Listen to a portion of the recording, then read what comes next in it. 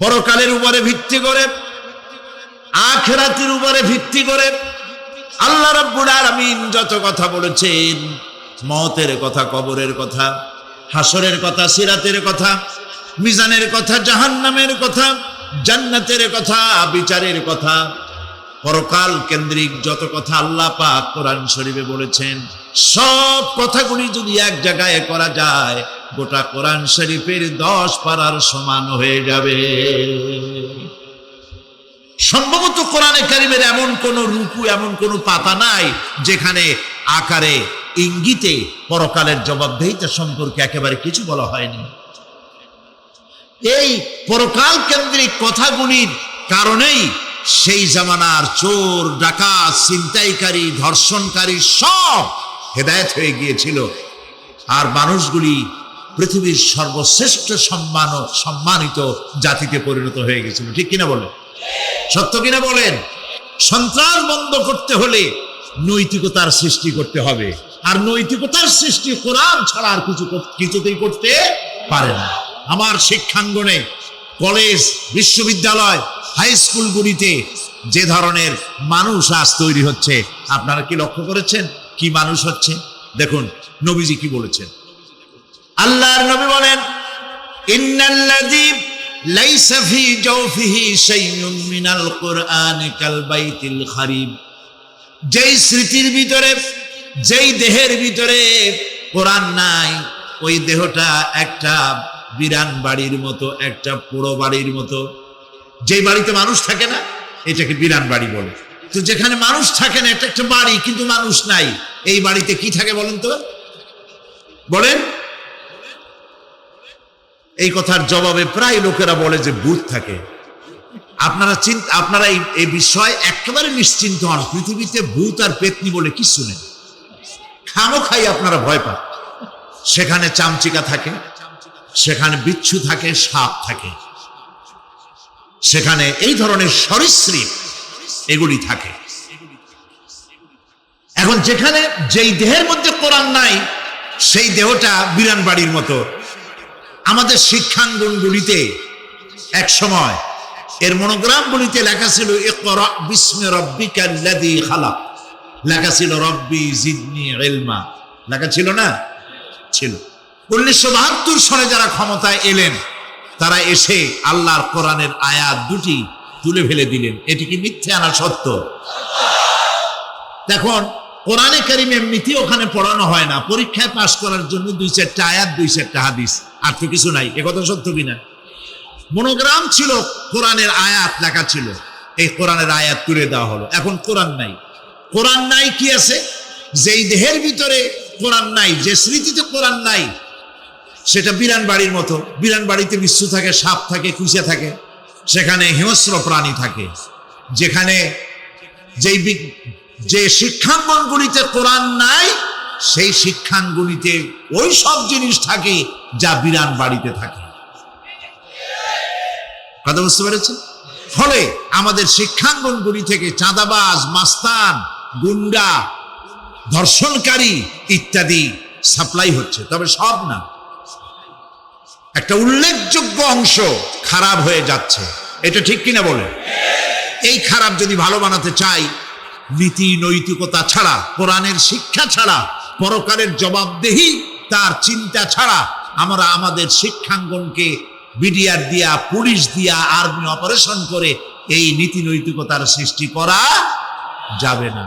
মানুষ ওজনে কম দেয়, খাদ্যে ভেজাল দেয়, ওয়াদা খেলাপ করে, প্রতারণা করে, এই সব জিনিস আপনি বন্ধ করতে পারবেন না। ক্লিন হার্ট তো ভালো, এর থেকেও বড় কোনো অপারেশন যদি থাকে সে অপারেশন করেও মানব গোষ্ঠীকে ভালো বানানো যাবে না। একটি জিনিসই মানুষকে ভালো করতে পারে, সেটা হলো আল্লাহর কাছে কিয়ামতের দিন জবাবদেহিতা। এই জবাবদেহিতার উপরে ভিত্তি করেই আমি আপনাদের সামনে কথা বলতে চাই, যদি আল্লাহ পাক আমাদেরকে তৌফিক দান করেন। আমরা বলি আমিন। কাফেরেরা তিনটি জিনিসের, প্রথম জিনিসের সাথে তারা দ্বিমত খুব একটা করতে পারে নাই। তারাও জানতো যে আল্লাহ এক আছেন।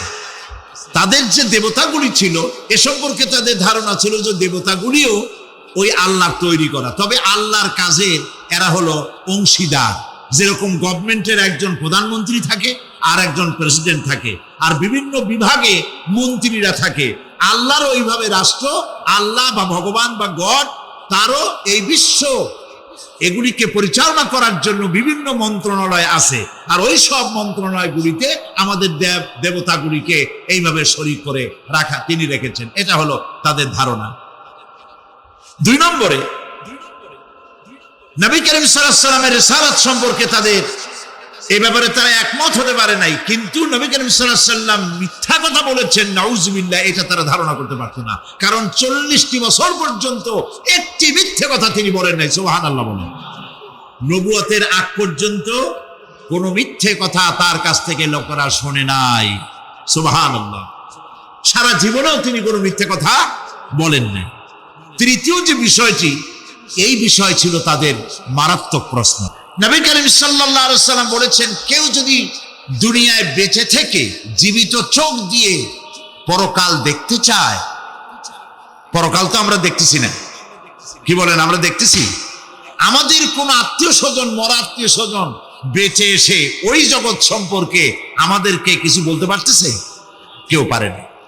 কাজেই সেই পরকালটা কেমন হবে, নবী করিম সাল্লাল্লাহু আলাইহি ওয়াসাল্লাম বলেছেন, কেউ যদি দেখতে চায়, তাহলে দুনিয়ায় বেঁচে থাকা অবস্থায় কেউ যদি পরকাল দেখতে চায়, তাহলে সে যেন সূরা নাবা, সূরা নাজিআত, সূরা তাকবীর, সূরা আল ইনফিতার সে যেন পড়ে। তাহলে কিয়ামত তার চোখের সামনে ভেসে উঠবে। সুবহানাল্লাহ। আল্লাহ পাক বলছেন, আম্মা ইয়াতাসাআলুন, তারা কি সব ব্যাপারে জিজ্ঞাসাবাদ করছে? আনিন নাবাইল আযীম, সেই মহা ব্যাপারটি, সেই মহা খবরের ব্যাপারেই কি তারা এসব প্রশ্ন করছে? আল্লাযী হুম ফীহি মুখতালিফুন, যে ব্যাপারে তারা নিজেরাই মতদ্বৈততায় ভুগছে এবং নিজেরাই ঠাট্টা বিদ্রুপ ইত্যাদি করে বেড়াচ্ছে। কাল্লা সায়ালামুন, কখনো নয়, অবশ্যই তারা জানতে পারবে। সুম্মা কাল্লা সায়ালামুন, পুনরায় বলছি, অবশ্যই তারা এই বিষয়টি জানতে পারবে। এ হলো আয়াত যদ্দূর পড়েছিলাম তার শাব্দিক তরজমা। এরা আম্মা ইয়াতাসাআলুন আনিন নাবাইল আযীম, নাবাইল আযীম বলতে কিয়ামত এবং পরকালকে বোঝায়। ইয়াতাসাআলুন বলতে জিজ্ঞাসাবাদ, পরস্পর পরস্পরকে তারা জিজ্ঞাসা করতো, কি ভাই, আমরা নাকি মরে যাব, তারপর নাকি জিন্দা হব, এটা কেমন কথা? আল্লাযী হুম ফীহি মুখতালিফুন, যে বিষয় নিয়ে তারা পরকালের বিষয়টি নিয়ে পরস্পর পরস্পরের ঠাট্টা করত, বিদ্রুপ করত। পরকাল সম্পর্কে অবিশ্বাসী যারা ছিল, তাদের প্রশ্নগুলো কিরকম ছিল, কোরআনে কারীম তা বিধৃত করছে। প্রিয় ভাই সব, কোরআন কোনো গোপন কিতাব নয়। আল্লাহ পাক কোনো জিনিস গোপন রাখেন নাই, সব জিনিসকে মানুষের সামনে স্পষ্ট করে দিয়েছে। সুবহানাল্লাহ বলেন। যে কোরআন শরীফ সম্পর্কে আমাদের মুসলমানদের একটি গ্রুপ, একটি দল, তারা বলে বেড়ান যে কোরআন তো আসলে আমরা বুঝবো না, আমরা হলাম পাবলিক, কোরআনের আমরা বুঝবো কি? এগুলি সব আলেম ওলামাদের কাম, আমরা বুঝবো না। আসেন আমাদের অন্যরা কি বলে, হুজুররা কি বলে দেখি, সেই সব বইপত্র পড়ি। প্রিয় ভাই সব, বুজুর্গরা, মুরব্বীরা যে কথা বলেন, সেই কথা যে সঠিক তা বোঝার জন্যই তো কোরআন প্রয়োজন। কোরআনে যদি না বুঝলেন, তাহলে তারা আপনাদেরকে বিভ্রান্ত করছে কিনা সেটা তো আপনি বুঝতে পারবেন না। কথা ঠিক কিনা বলেন? এখন কোরআন বোঝা যারা বলেন যে এটা কোরআন বোঝা সহজ নয়, কঠিন, আমার চিন্তায় এই লোকগুলি, এই বিশাল একটি গ্রুপ, একটি দল, শয়তানের বড় রকমের ওয়াসওয়াসার ভিতরে তারা নিমজ্জিত হয়ে গেছে। আল্লাহ মেহেরবানি করে এই ভাইদের দৃষ্টিকে খুলে দিন, যাতে তারা বুঝতে পারে যে কোরআন শুধু আলেম ওলামাদের জন্য নয়, কোরআন পৃথিবীর সমস্ত মানুষের জন্য। হুদাল লিল আলামিন তো আল্লাহ পাক বলেন নাই আলেমদের জন্য নাজিল করেছি, তা তো বলেন নাই। বলেছেন হুদাল লিন্নাস, সমস্ত মানুষের জন্য কোরআন দেওয়া হয়েছে। এখন কোরআন বোঝা কঠিন না সহজ? এই প্রশ্নের জবাবে আল্লাহ রাব্বুল আলামিন, আমরা প্রশ্ন করব, আমাদের প্রশ্ন করার অনেক আগে আল্লাহ রাব্বুল আলামিন সূরা কামারের ভিতরে একটি প্রশ্নের জবাব 4 বার দিয়েছেন। আল্লাহ পাক বলেছেন ওয়া লাকাদ ইয়াসসারনাল কুরআনা লিযিকর ফাহাল মিন মুদ্দাকির। আল্লাহ পাক বলেন আমি আল্লাহ অবশ্যই কোরআনকে মুখস্থ করার জন্য আর কোরআন বোঝার জন্য মানুষের কাছে আমি সহজ করে দিয়েছি। আমরা বুঝতে চাই না, তাহলে বুঝবো কি করে? বুঝতে চাইলেই তো আমরা বুঝতে পারবো, চেষ্টা করলেই বুঝতে পারবো। কোরআনে কারীমের এই সূরাটির দিকে লক্ষ্য করেন, আল্লাহ পাক বলছে কাফেররা এটা বিশ্বাস করতো না। বিশ্বাস না করে তারা কি সব প্রশ্ন উঠাইতো, সেই প্রশ্নগুলো আল্লাহ পাক তুলে ধরেছেন। আরেকটি জিনিস লক্ষ্য করুন, আল্লাহর চাইতে শক্তিধর পৃথিবীতে কেউ আছে? আকাশে কেউ আছে? কোথাও কেউ আছে? কেউ নাই। আল্লাহরে অস্বীকার করছে একদল লোক, বলতেছে মানি না। আল্লাহ পাক ফেরেশতা পাঠায় দিলেন, ওদের গর্দান পিটাই ভেঙে দাও, আমারে মানে না কে? এইরকম কি আল্লাহ করছে? না, করেন নাই। ওরা বলে পরকাল মানি না, আল্লাহরে মানি না। আল্লাহ পাক কোরআনে যুক্তি দিয়েছেন আর নবী করিম সাল্লাল্লাহু আলাইহি ওয়াসাল্লামকে বলেছেন ইন্নামা আনতা মুযাক্কিরুন লাস্তা আলাইহিম বিমুসাইতির। হে নবী, উপদেশক করে আপনাকে পাঠিয়েছি, আপনাকে লাঠি চার্জ করার জন্য পাঠাই নাই। আপনি দারোগা নন, আপনি প্রচারক। মানুষকে উপদেশ দিন সুন্দর সুন্দর ভাষায়, উদউ ইলা সাবিলি রাব্বিকা বিল হিকমাতি ওয়াল মাউইজাতিল হাসানা। মিষ্টি মিষ্টি ভাবে, সুন্দর ভাবে, সুকৌশলে মানুষকে ভালো ভালো কথাগুলি সুন্দর করে বুঝিয়ে দিন। সুবহানাল্লাহ বলেন। এখন এই কাফেররা বলছে পরকাল বুঝি না, এটা কেমনে হয়? আমরা অস্বীকার করি, মানি না। আল্লাহ পাক সাথে সাথে ফেরেশতা দিয়ে কারো ঘাড় মটকান নাই, কিন্তু পারতেন না? পারতেন না? আরে ভাই বলেন না কেন, পারতো কি না? অবশ্যই পারতেন, কিন্তু তা করেন নাই। প্রত্যেকটি কথা যুক্তি দিয়ে, হাজারো যুক্তি দিয়ে আল্লাহ পাক বুঝাইছেন। সুবহানাল্লাহ। কাফেরেরা প্রশ্ন করল, তারা বলতো আমাদের এই জীবন শেষ, মৃত্যুর পরে আমাদের আর নতুন করে ওঠা লাগবে না। ওরা বলতো ইন্না হাউলানি লা ইয়াকুলুনা ইন হিয়া ইল্লা মাউতাতুনাল উলা ওয়া মা নাহনু বিমুনশারিন। এইখানে আমরা মৃত্যু ছাড়া, আমাদের এই জীবন ছাড়া আর কিছুই নাই, আর আমাদেরকে পুনরুত্থিত করা হবে না। পরিষ্কার তারা বলতো যে আমাদেরকে পুনরুত্থিত করা হবে না। এরপরে তারা আরো বলতো মা নাদরি মাস সাআতু ওয়ান নাযুন্নু ইল্লা যান্না ওয়া মা নাহনু বিমুস্তাইকিনিন। ওরা বলতো কিয়ামত কি জিনিস তা আমরা জানি না, আমরা বুঝি না, আমরা শুধু অনুমান করি মাত্র। আর আমাদের বিশ্বাস হলো আমাদেরকে কখনোই উঠানো হবে না, পুনরুত্থিত আমরা হব না। প্রিয় ভাই সব, এইভাবে তারা পরকালকে অস্বীকার করার কথাগুলি তারা বলতো। কাফেরেরা প্রশ্ন তুলতো আমরা আর আমাদের মৃত্যুর পরে আর আমাদেরকে জিন্দা করা হবে না। আখিরাতের জীবন সম্পর্কে কাফেরেরা আরো বলতো ওয়াকালু আইযা কুন্না ইযামান ওয়া রুফাতান আইন্না লামাবউসুনা খালকান জাদীদা। তারা বলতো যে আমরা মরে যাওয়ার পর আমাদের গোশতগুলি মিশে যাবে, হাড্ডি গুড্ডিগুলি পচে যাবে, এরপরে আমাদেরকে নতুন করে চিন্তা করা হবে। এটা মাথার মধ্যে ঢোকে না। কি আশ্চর্য ধরনের কথাটা হবে কি করে? আইদা মিতনা ওয়া কুন্না তুরাবান যালিকা রাজুন বাঈদ। আমরা মাটিতে মিশে যাব, তারপরেও কি আমাদেরকে চিন্তা করা হবে? আমাদেরকে আবার উঠানো হবে? এটা তো বুদ্ধি, এটা চিন্তার বাইরের কথা, এটা তো মানতে পারি না। আসলে কাফেরদের এই বক্তব্য অনুযায়ী পরকালের জীবন বুদ্ধি বহির্ভূত নয়। ওরা যে বলে যে এটা আমাদের বুদ্ধিতে কুলায় না, আসলে তারা বুদ্ধি খাটায় নাই। কাফের তো বুদ্ধি খাটায় নাই। যেমন আমাদের ইউনিভার্সিটিতে ঢাকা বিশ্ববিদ্যালয়ে একজন ছিল, হ্যাঁ আমি নাম নাই নিলাম, আপনারা তো বুঝে ভালাইছেন। সে কয় যে পরকাল বিশ্বাস করি না, বিয়ে টিয়া মানি না। মরা এটা হইতে পারে, কিন্তু মরার পরে আরেকটা জীবন হবে, ওইখানে হিসাব হবে, বিচার হবে, এই সমস্ত মানি না। এর থেকে আমি মরার পর মানে গোসল করাইও না, কাফন পরাইও না, জানাজা মানাজা এগুলি আমি বিশ্বাস করি না। নাউযুবিল্লাহ। কত বড় কপাল পোড়া, কত বড় কপাল পোড়া। ও মরার পর তার এই চিন্তা সম্পর্কে যখন আমি জানতে পেরেছি, আমার ধারণা হয়েছে ওই লোকটার উপরে আমার খুব দুঃখ হয় না। যেরকম কত কাফের আসছে, কত নাস্তিক আসছে, বিদায় হয়ে গেছে, এগুলো কোনো ব্যাপার না দুনিয়ার ইতিহাসে। সব থেকে বড় ব্যাপার হলো এই লোকটি বাংলা বিভাগে বছরের পর বছর, যুগের পর যুগ শিক্ষকতা করেছে ঢাকা বিশ্ববিদ্যালয়ে। সে কত সোনার টুকরা ছেলেকে কয়লার খনি বানায় দিয়েছে।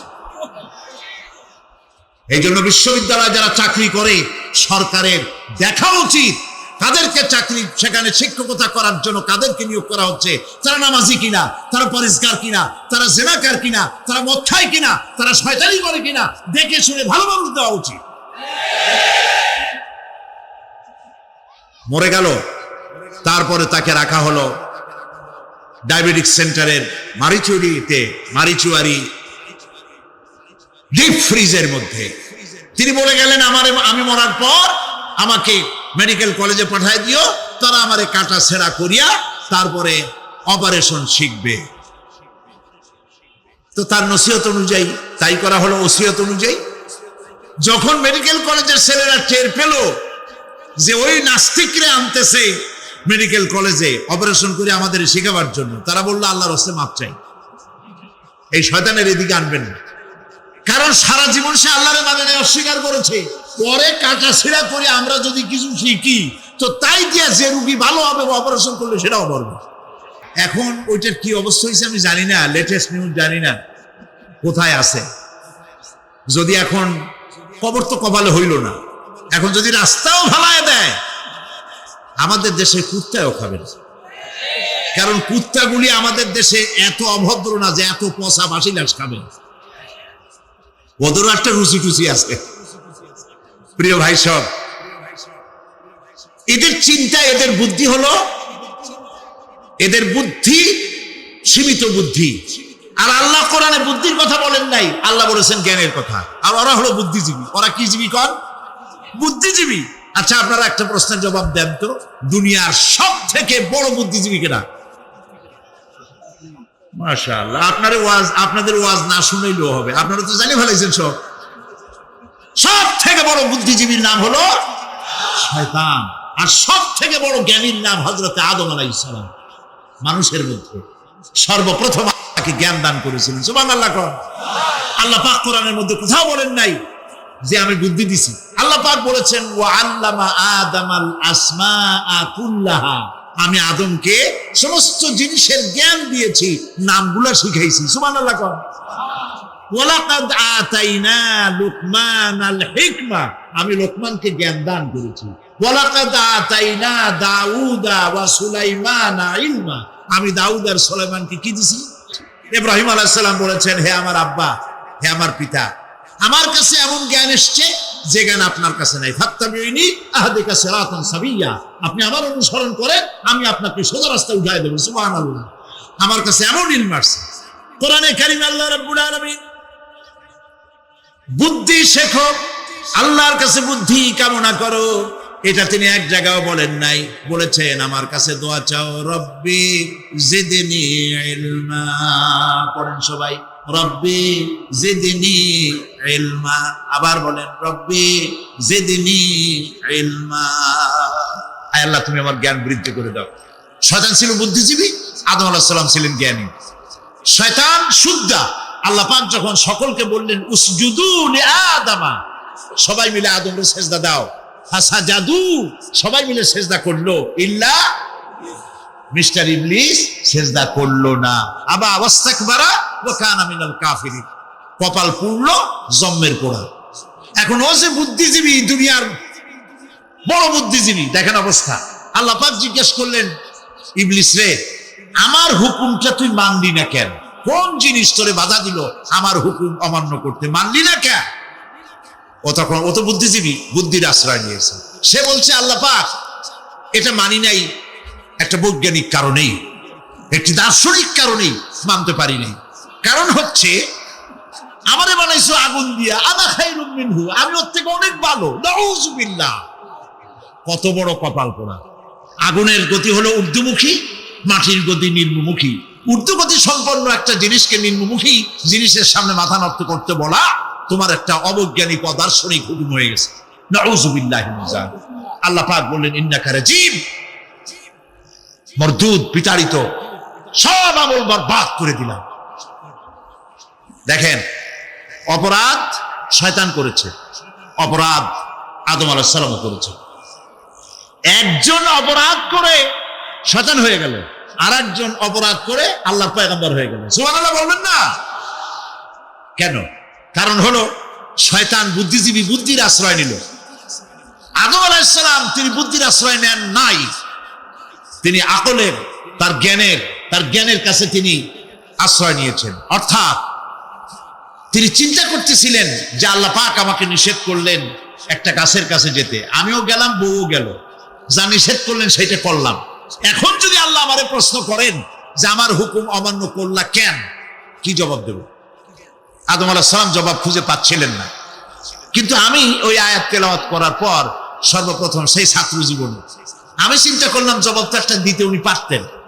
ছাত্র মানুষের মধ্যে তো নানান চিন্তা আসে, তো আমার চিন্তা আসলো উনি একটা জবাব তো দিতে পারতেন, আমাদের আবাল বাসার একটা জবাব তো দিতে পারতেন, এই যে আল্লাহ পাক সবই ঠিক আছে, অপরাধ আমি করেছি, ভুল আমি করেছি, কিন্তু আমার এটা জানতে ইচ্ছে হয় জান্নাতের সমস্ত নাজ নেয়ামত আমার জন্য তুমি জায়েজ করে দিলা, যে গাছটার কাছে যাওয়া যাবে না, ফল খাওয়া যাবে না, এরকম একটা গাছ জান্নাতের মধ্যে বানাইয়া আমার বিপদে ভালাইলা কেন? এরকম একটা জবাব তিনি দিতে পারতেন, কিন্তু তিনি দেন নাই। কারণ তিনি বুঝতে পেরেছেন মহাশক্তিধর আকাশ আর জমিনের মালিক আল্লাহ রাব্বুল আলামিনের সামনে আর্গুমেন্ট চলে না। হযরত আদম আলাইহিস সালাম কোন আর্গুমেন্টের কাছে গেলেন না,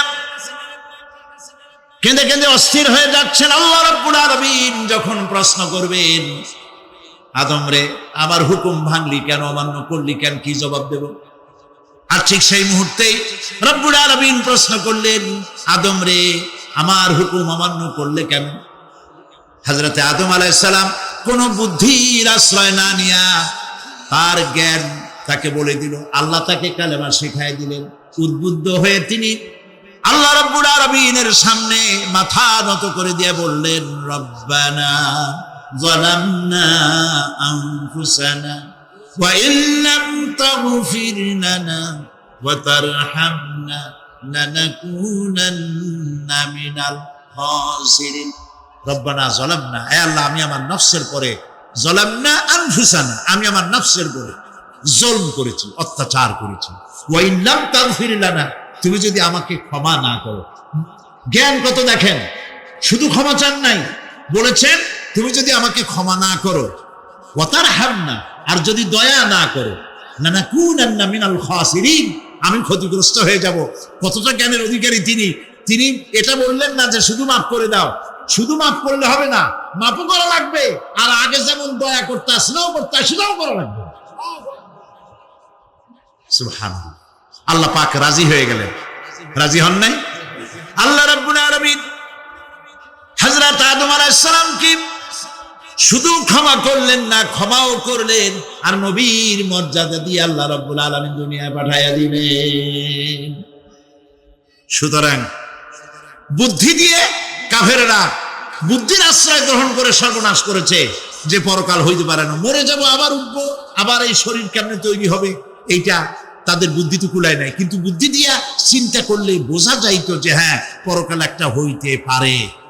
আর একটা কথা বলি, সেটা হলো এই, বহুত মানুষ আছে পরকাল বিশ্বাস করে না, আছে না? এমন আছে।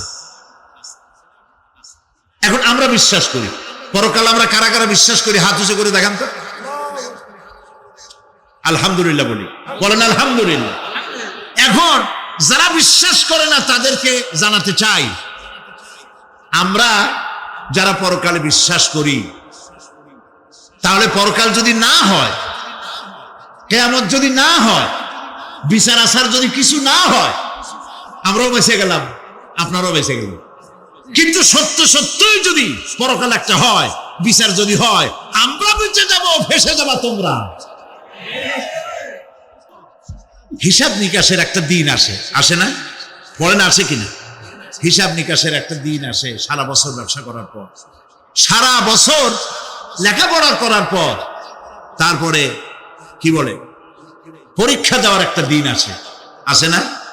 তো সারা জীবন আপনি এখানে কাজ বাজ করবেন, এখানে আপনি ভালো করলেন মন্দ করলেন, এর কোনো জবাব হবে না, বিচার হবে না। এটা পাগলে চিন্তা করতে পারে, আর পাগলেরা চিন্তা করে বলেই তারা বলে, পাগলেরই এটা কথা, মাটির পুতুল যেমনে নাচায় তেমনি নাচি, পুতুলের কি দোষ।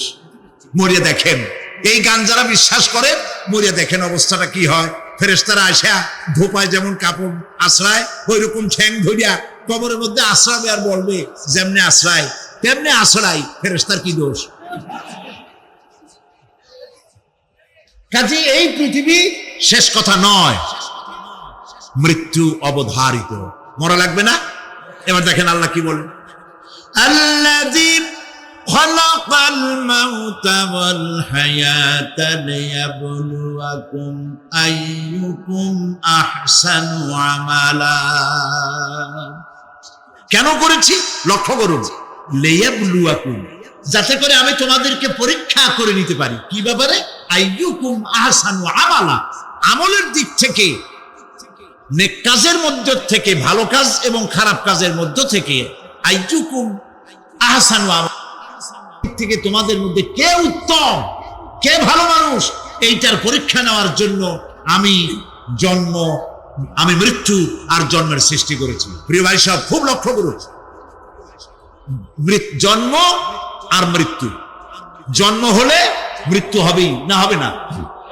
এই যে একটা ডিউরেশন, একটি সময়, এই সময়টা হলো পরীক্ষার সময়। আমরা যারা পড়াশোনা করেছি, আপনারা পড়াশোনা করেছেন নিশ্চয়ই, কলেজে অথবা হাই স্কুল অথবা মাদ্রাসায় প্রতি বছর একটা করে পরীক্ষা আসে, আসে না পরীক্ষা? এই পরীক্ষার ডিউরেশন কত সময়? 3 ঘন্টা। কয় ঘন্টা বলে? 3 ঘন্টা। এই 3 ঘন্টা পরীক্ষা দিতে গিয়ে আপনারা কি কোনো ছাত্রকে দেখেছেন যে প্রশ্নপত্র সামনে নিয়ে গল্প করতেছে? প্রতিটি মুহূর্ত সে কাজে লাগাচ্ছে, প্রতি মুহূর্ত কাজে লাগাচ্ছে।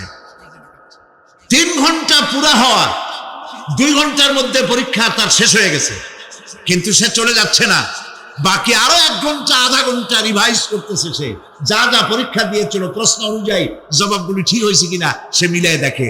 কারণ কি? কারণ হলো এই পরীক্ষা যদি ফেল করি, বাপ মায়ের কষ্ট করা পয়সাগুলি বিফলে চলে যাবে, আমি চাকরি পাবো না, আমার জীবনটা 1 বছরের জন্য নষ্ট হয়ে যাবে। এই জন্য সে এত খাটাখাটনি করে পরীক্ষায় ভালো ফল করার জন্য সে পরীক্ষা দেয়, এবং পরীক্ষার রেজাল্ট এই পৃথিবীতেই হয়। ঠিক কিনা বলে? খাতা দেখতে যতদিন লাগে তারপরে পরীক্ষা হয়। খুব লক্ষ্য করুন, আমাদেরও একটা পরীক্ষা চলতেছে এই পৃথিবীতে, সকলে। ওটা শিক্ষাঙ্গনের পরীক্ষা, এটা জীবনের পরীক্ষা। এই যে ওর পরীক্ষার ডিউরেশন, সময়কাল 3 ঘন্টা, আর আমাদের পরীক্ষার, সমস্ত মানুষের পরীক্ষার সময়কাল হলো জন্ম থেকে শুরু করে মৃত্যু পর্যন্ত। এর মধ্যে বালেগ হওয়া পর্যন্ত সময়টা কনসিডারেবল, ক্ষমার যোগ্য। 15 বছর 12 বছর বালেগ হইতে যে কয় বছর লাগছে, এইটা যা করছেন যা বলছেন সব মাপ। কিন্তু বালেগ হওয়ার পরের থেকে নিয়ে মৃত্যু পর্যন্ত যা যা করবেন সমস্ত কাজের হিসাব আল্লাহর কাছে দিতে হবে। একটা প্রশ্ন করি আপনাদের কাছে, রাগ করবেন না তো? বলবেন যে কথা বলতে তো আপনি আসছেন, আমাদের দিয়ে খাটান কেন, এরকম চিন্তা করবেন না? প্রশ্নটা হচ্ছে, বলেন তো দেখি, পৃথিবীর মধ্যে সব চাইতে মূল্যবান জিনিস, দামি জিনিস কোনটা? ইখতিলাফ হয়ে গিয়েছে, ইখতিলাফ হয়েছে। কেউ বলেছে যৌবন, কেউ বলেছে কোরআন, কেউ বলেছে ইসলাম। আর যারা বেশি বুদ্ধি রাখে তারা খামোশ, তারা কথা বলে নেই। কোনটা কইয়া কোন জ্বালা চুপ করে থাকাই ভালো। সব থেকে মূল্যবান জিনিসের নাম সময়। সব থেকে মূল্যবান জিনিসের নাম কি? এবার বলেন, এই পৃথিবীর মানুষ সব থেকে অপচয় করে কোন জিনিসে? সময়ে। সময়ের অপচয় আমরা যা করি।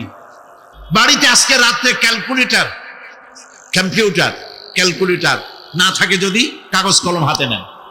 জীবনের 15 বছর বাদ দেন, এখন আপনার বয়স এখন যা, প্রতিদিন টেলিভিশনের সামনে নাটক দেখার জন্য, সিনেমা দেখার জন্য, ন্যাশনাল জিওগ্রাফি দেখার জন্য, ডিসকভারি দেখার জন্য, স্পোর্টস দেখার জন্য প্রতিদিন কয়েক ঘন্টা টিভির সামনে আপনি বসেন।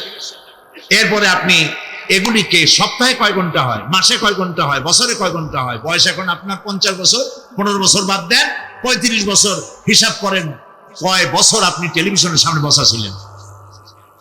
আমার কথা কি মাথায় ঢুকছে? কয় বছর টেলিভিশন আর সিনেমা হলে বসা ছিলেন? চায়ের দোকানে গল্প করতে গিয়ে, আড্ডা মারতে গিয়ে কতটা সময় নষ্ট করেছেন? রবীন্দ্রনাথ, যতীন্দ্রনাথ, যোগীনাথ, তারপরে শরৎচন্দ্র, এই সমস্ত এই নাম মনে আসলো, কবি, সাহিত্যিক, ঔপন্যাসিক, নাট্যকার, তাদের বইপত্র, গল্পের বই, ভূতের গল্প, এই সমস্ত গল্পের বই পড়িয়া জীবনে কতটা সময় নষ্ট করেছেন। সবগুলি এক জায়গায় করেন, সবগুলি এক জায়গায় করেন, এরপরে আপনার চোখ ছানা বড় হয়ে যাবে, দেখতে পাবেন আপনার জীবনের উল্লেখযোগ্য 35 বছরের কম করে হলেও 20 বা 25 বছর অপচয় হয়ে গেছে, নষ্ট হয়ে গেছে।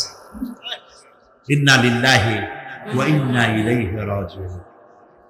জীবনের সব থেকে মূল্যবান সময়গুলি নষ্ট করে ফেলেছি আমরা। আল্লাহ পাক বলেছেন, পরীক্ষা নেওয়ার জন্যই এই পৃথিবীতে দিয়েছিলাম। এখন ওর পরীক্ষার, ছাত্রের পরীক্ষার সময় 3 ঘন্টা, রেজাল্ট আউট হবে এখন। আর আপনার আমার পরীক্ষা মৃত্যুতে, জন্ম থেকে শুরু মৃত্যু পর্যন্ত, কিন্তু রেজাল্ট এখানে আউট হবে না। রেজাল্ট আউট হবে কোথায়? কিয়ামতের দিন। কোথায় হবে? হতেই হবে কিয়ামতের দিন।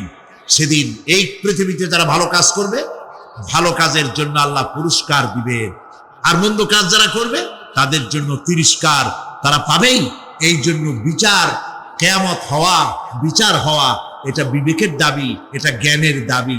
যারা বুদ্ধিজীবী দাবি করে, কপাল পোড়া, এরা এটা বোঝে না, এদের মাথার মধ্যে এটা ঢোকে না। এবং কিয়ামতে আল্লাহর দরবারে আমাদের সকলকে উঠতে হবে, এতে কোনো সন্দেহের অবকাশ নেই। এবার দেখেন আল্লাহ পাক এবার যুক্তি দিয়ে বুঝাচ্ছেন, সুবহানাল্লাহ বলেন। তোমরা যারা বলো যে মরে যাব, পচে যাব, মাটির সাথে মিশে যাব, আবার জিন্দা হব কেমনে? আল্লাহ বলে, কেমনে জিন্দা হবা বুঝাই। সুবহানাল্লাহ বলেন।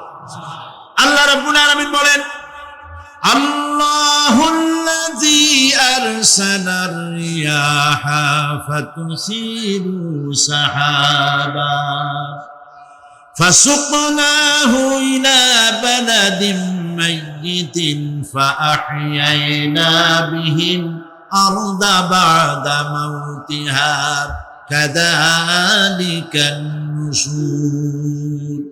আল্লাহ পাক বলেন, লক্ষ্য করে দেখো, সমুদ্রের লবণাক্ত পানিগুলি বাষ্পীয় আকারে মেঘমালায় পরিণত করে দেয়, আর বাতাসকে হুকুম করি মেঘটাকে টেনে নিয়ে যাও অমুক জায়গায়। আল্লাহ যেখানে বৃষ্টি দিতে চান, বাতাস মেঘকে ঠেলে নিয়ে সেখানে নিয়ে আসে, বৃষ্টির পানিগুলি পড়ল। আল্লাহ পাক বলেন, আকাশের সেই বৃষ্টির পানি দিয়া মরা জমিনকে আমি জিন্দা করে দিলাম। ফাআহইয়ানা বিহিল আরদা বা'দা মাউতিহা, এই মৃত্যু জমিনকে আমি জিন্দা করলাম, সেখানে তুমি বীজ বপন করলে, সেই বীজগুলি, বীজের মাথা ফাটাইয়া চারাগুলি কে বাইর করে দিল? মাটির আস্তরণ, মাটির আস্তরণের মধ্যে কদুর বিচি, লাউর বিচি, আপনারা কদু কর না লাউ বলেন, অথবা যে কোনো শাক সবজি, উদ্ভিদ, এর চারা, এর বীজ মাটিতে দেওয়া হলো। মাটিটা ফেটে চারা, যে পাতা দুটো বেরিয়ে আসলো, এই পাতা কি শক্ত না নরম? তাহলে মাটিটা ফাটাইয়া পাতা দুটো বাইর করে দিল কে? সুবহানাল্লাহ বলে। রব্বুল আলামিন দৃষ্টান্ত দিয়ে বুঝাচ্ছেন, আলাম ইয়াকুন নুতফাতাম মিন মানিয়্যিন ইউমনা সুম্মা কানা আলাকাতান ফাখালাকা ফাসাওয়া ফাজআলা মিনহু যাওজাইনি যাকারা ওয়াল উনসা। আল্লাহ পাক বলেন, মানুষকে নিকৃষ্টতম মাতৃগর্ভে নিক্ষিপ্ত এক ফোঁটা পানি ছিল না, আমি তার থেকে আকার আকৃতি দিয়ে সুগঠিত করে মানুষের আকার দান করেছি, আর মায়ের পেটের ভিতরে আমি নারী আর পুরুষ বানাইছি, কন্যা সন্তান এবং পুত্র সন্তান বানাইছি। সুবহানাল্লাহ। এখন মানুষে কয় যে আমরাও পারি। এই যে ক্লোনিং সিস্টেম একটা শুরু হয়েছে, শুনছেন আপনারা? কথা না কইলে বুঝি কি ক্লোনিং পদ্ধতি। এটি ক্লোনিং পদ্ধতি বিজ্ঞানীরা যারাই কাজটা করতেছে তারা বিশ্ব সভ্যতাকে বিনষ্ট করার একটি মারাত্মক কাজে তারা হাত দিয়েছে। ক্লোনিং পদ্ধতিতে যে যা কিছু তৈরি হয়, এর আগে ভেড়ার বাচ্চা হয়েছে, ছাগলের বাচ্চা বানাইছে, সেগুলি তার মায়ের মতোই হয়েছে অথবা পিতার মতো হয়েছে। পিতার ডিএনএ নিয়ে একটা পুরুষ জাতীয় জন্তুর ডিএনএ অথবা স্ত্রী জাতীয় একটি জন্তুর ডিএনএ নিয়ে তারপরে বিশেষ প্রক্রিয়ার মাধ্যমে সন্তান এই বাচ্চা উৎপাদনের ব্যবস্থা তারা শুরু করেছে পশু দিয়ে। এরপরে মানুষ এভাবে করা যায় কিনা সেই চিন্তা তারা করেছে। ইতিমধ্যে নাকি দুটো বাচ্চা হয়েছে, এটা সত্য না মিথ্যা এখনো যাচাই করা যায় নাই। কিন্তু পশুর থেকে যেগুলো হয়েছে সবগুলি রোগ নিয়ে আসছে পৃথিবীতে, গেল এক নম্বর কথা। দুই নম্বরে ডিএনএর মাধ্যমে একেবারে অবিকল মায়ের চেহারা নিয়ে আসতেছে, অবিকল পিতার চেহারা নিয়ে আসতেছে। চিন্তা করুন, এই মেয়ে যখন বয়সপ্রাপ্তা হবে তখন তার পিতা কি করে বুঝবে তার বউ কোনটা আর মেয়ে কোনটা? উচিত হবে পৃথিবীর সমস্ত নেতৃবৃন্দ, বিশ্ব নেতৃবৃন্দের ঐক্যবদ্ধ হয়ে এই দুঃসাহসিক কাজকে বাধা দিয়ে বন্ধ করে দেওয়া উচিত। আল্লাহর সৃষ্টির সাথে পাল্লা দিতে গেলে ধ্বংস ছাড়া পথ থাকবে না। লক্ষ্য করেছেন? আপনি সাক্ষী দিলে আজ এক সাক্ষী দেবেন, কালকে বলবেন যে ওই সাক্ষী আমি দেইনি। আজকে সই করেছেন, কালকে বলবেন ওই সই আমি করি নাই। কিন্তু আল্লাহ রাব্বুল আলামিন আপনার ফিঙ্গারপ্রিন্ট, আপনার আঙ্গুলের ছাপ এমন করে দিয়েছেন, আঙ্গুল দিয়ে যদি কাগজের উপর একটা টিপ মারেন, টিপ সই করেন, আপনার বাবা কবর থেকে উঠে এসেও বলতে পারবে না যেটা আপনার না। আদম আলাইহিস সালাম থেকে নিয়ে আজ পর্যন্ত, আজ থেকে নিয়ে কিয়ামত পর্যন্ত যত মানুষ পৃথিবীতে এসেছে আর আসবে, কোন মানুষের আঙ্গুলের রেখার সঙ্গে আর একজন আঙ্গুলের রেখার মিল হবে না। এ হচ্ছে আমার আল্লাহর সৃষ্টি। সুবহানাল্লাহ। সুতরাং তিনি বলছেন, আমি মাতৃগর্ভের ভিতরে সন্তান তৈরি করি, সেই সন্তানকে কোনটা কন্যা সন্তান, কোনটা পুত্র সন্তান আমি বানাই। এই কাজটা যিনি পারেন, এবার দেখেন সামনে কি বলতেছেন আল্লাহ। এই কাজটি যিনি করতেছেন, আলাইসা যালিকা বিকাদিরিন আলা আইয়ুহিয়াল মাউতা। এত বড় কাজ যিনি সম্পাদন করেছেন, এক ফোঁটা নাপাক পানি, এক ফোঁটা নিকৃষ্ট গান্দা পানি যা শরীর থেকে নির্গত হলে পরে গোসল ফরজ হয়ে যায়, এমন এক ফোঁটা পানি দিয়ে তোমার জন্মের উৎপত্তি করেছি। আকার দিলাম, হাত দিলাম, পাও দিলাম, চোখ দিলাম, সুন্দর করে বানালাম। এরপরে তুমি কি করে মনে করতে পারো যে সেই আল্লাহ তোমার মৃত্যুর পরে আবার চিন্তা করতে পারবে না? আলাইসা যালিকা, আল্লাহ পাক কি তোমাকে মৃত্যুর পরে, আলাইসা যালিকা বিকাদিরিন, আল্লাহ পাকের পক্ষে এটা কি সম্ভব নয় যে তোমার মৃত্যুর পরে আল্লাহ আবার চিন্তা করবেন? বলেন অবশ্যই পারবেন, বলেন অবশ্যই পারবেন। প্রিয় ভাই সব, আল্লাহ পাকের পরে বলছে, ইয়া আইয়ুহান নাসু ইন কুনতুম ফি রাইবিম মিনাল বা'সি ফাইন্না খালাকনাকুম মিন তুরাব। হে মানব সকল, যদি সন্দেহ হয় যে আমি তোমাদের পরকাল সম্পর্কে, যদি পুনরুত্থান সম্পর্কে যদি তোমাদের সন্দেহ হয়, জানা থাকা উচিত আমি তোমাদেরকে মাটি দিয়ে সৃষ্টি করেছি, মাটির উপকরণ দিয়ে সৃষ্টি করেছি। এই মাটির সাথে মিশে যাবা, আবার উঠানো হবে।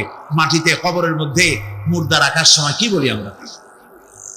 মিনহা খালাকনাকুম ওয়া ফিহা নুঈদুকুম। পড়েন সবাই, মিনহা খালাকনাকুম ওয়া ফিহা নুঈদুকুম ওয়া মিনহা নুখরিজুকুম তারাতান উখরা। মাতৃগর্ভের ভিতরে মানুষকে আল্লাহ রাব্বুল আলামিন হাত পা চক্ষু কর্ণনাসিকা দিয়ে সুন্দর করে মায়ের পেটের ভিতরে বানায়া এই পৃথিবীতে আল্লাহ পাক পাঠায় দেন। আর আল্লাহ পাক বলেন সুম্মা নুখরিজুকুম তিফলা, বাচ্চার আকারে মায়ের পেট থেকে বের করে দিলাম। যে আল্লাহ রাব্বুল আলামিন যালিকা বিআন্নাল্লাহা হুয়াল হক, জেনে রাখো এই সব কিছু এই জন্যই ঘটে যেহেতু আল্লাহ রাব্বুল আলামিন আল্লাহ তাআলা মহা সত্য, তিনি যা বলেন তাও সত্য, তার কথার মধ্যে কোনো রকমের বৈপরীত্য নাই। ব্যারোমিটার যন্ত্র আছে, যে যন্ত্রের মাধ্যমে আবহাওয়া মাপা হয়, বৃষ্টি হবে কি হবে না, ঝড় হবে কি হবে না, জলোচ্ছ্বাস হবে কি হবে না, এগুলি ব্যারোমিটার যন্ত্র দিয়া, আবহাওয়া মাপা যন্ত্র দিয়ে তারা মাপে।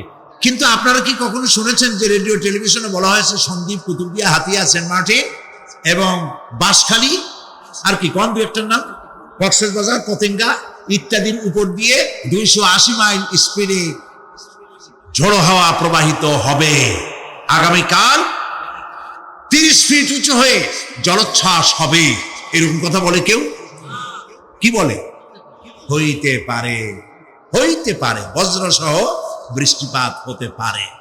এবার কোরআন শরীফ দেখুন তো, কোরআন শরীফে কোথাও আছে পরকাল হইলেও হইতে পারে, কবর আযাব এটাও হয়তো হইতে পারে, জান্নাত আর জাহান্নাম থাকতেও পারে, এরকম কথা আছে? সব কথা ডাইরেক্ট,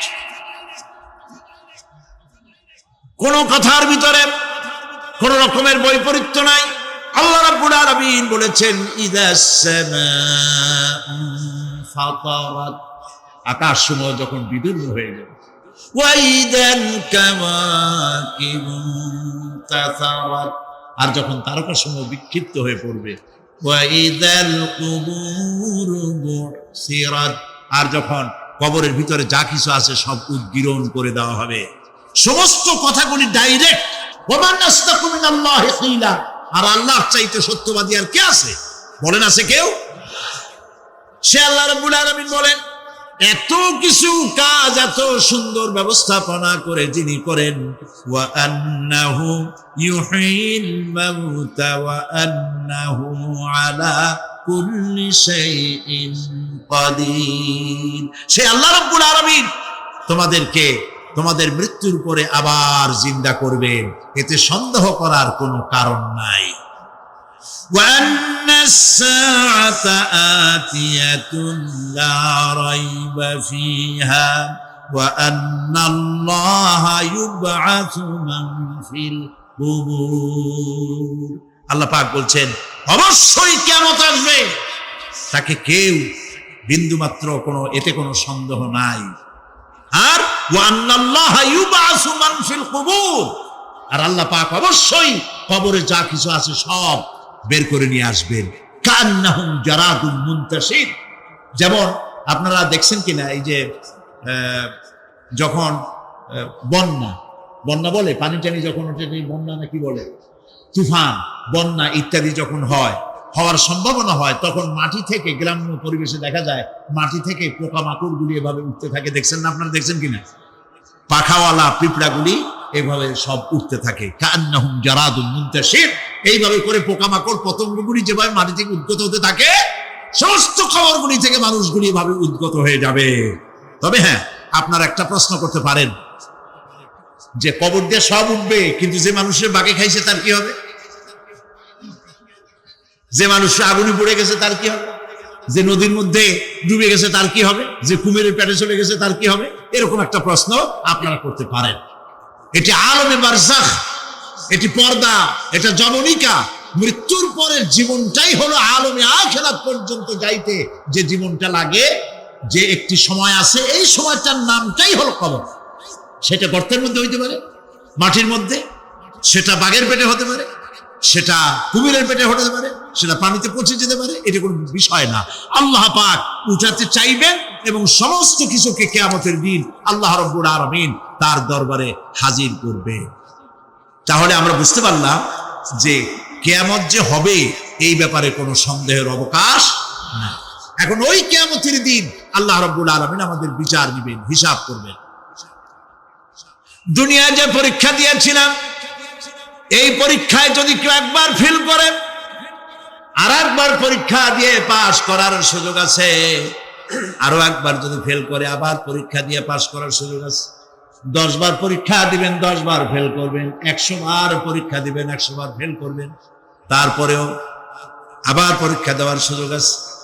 কিন্তু কিয়ামতের ময়দানে যদি কোনো মানুষ তার জীবনের পরীক্ষায় যদি ফেল করে, দ্বিতীয়বার পরীক্ষা দিয়া পাস করার আর কোনো সুযোগ নাই।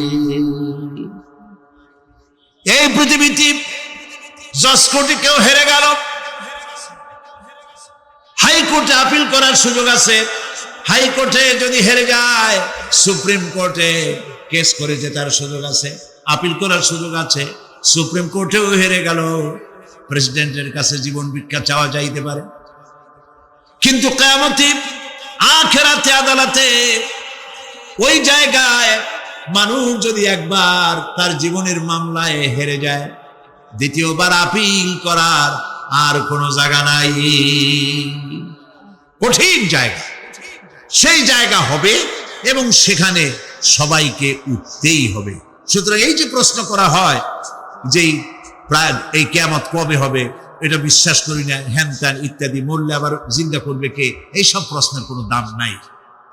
ইয়াসআলুনাকা কাআন্নাকা হাফিজুন আনহা কুল ইন্নামা ইলমুহা ইনদাল্লাহ ওয়ালাকিন্না আকসারান নাসি লা ইয়ালামুন। হে নবী, এরা আপনার কাছে এই প্রশ্নটা করে এইভাবে যে কিয়ামত কবে আসবে, মনে হয় যেন আপনি এটা জানেন। এই ইলম কিয়ামত কবে হবে মনে হয় যেন আপনি এটা জানেন, সেই জন্য তারা এই প্রশ্নটা করছে। আসলে কুল ইন্নামা ইলমুহা ইনদাল্লাহ, কিয়ামত কবে হবে এটা কে জানেন? ওয়ালাকিন্না আকসারান নাস লা ইয়ালামুন, অবশ্যই অধিকাংশ মানুষেরা এটা জানে না। কিয়ামত কবে হবে এটা একমাত্র আল্লাহ পাক জানেন। পরকালের জীবন যে হবে এতে কোনো সন্দেহ নাই, সেই ব্যাপারে আল্লাহ পাক বলছেন, আআনতুম আশাদ্দু খালকান আমিস সামাউ বানাহা। তোমরা যে পুনরুত্থান সম্পর্কে অস্বীকার করো, এবার চিন্তা করো, তোমারে বানানো কঠিন না ওই মহা আকাশটা বানানো কঠিন? কোনটা কঠিন বলেন না আপনারা, কোনটা কঠিন? আপনারা একটু তাকায় দেখেন তো, এই যে বিশাল প্যান্ডেল, এই প্যান্ডেলে খুঁটি আছে না নাই? আছে কিনা? কতগুলা খুঁটি গুনতে আপনার আধা ঘন্টা খানিক সময় লাগবে, ঠিক না? এই একটা প্যান্ডেল বানাতে যদি এতগুলি খুঁটি লাগে, তাহলে বিশাল আকাশে যদি এইরকম খুঁটি লাগতো আকাশটারে ঝুলায় রাখার জন্য, তাহলে চিন্তা করেন তো, খুঁটির জ্বালায় গাড়ি গাড়ি চালান যাইতো? আছে কোনো খুঁটি? জোরে বলেন, আছে? নাই।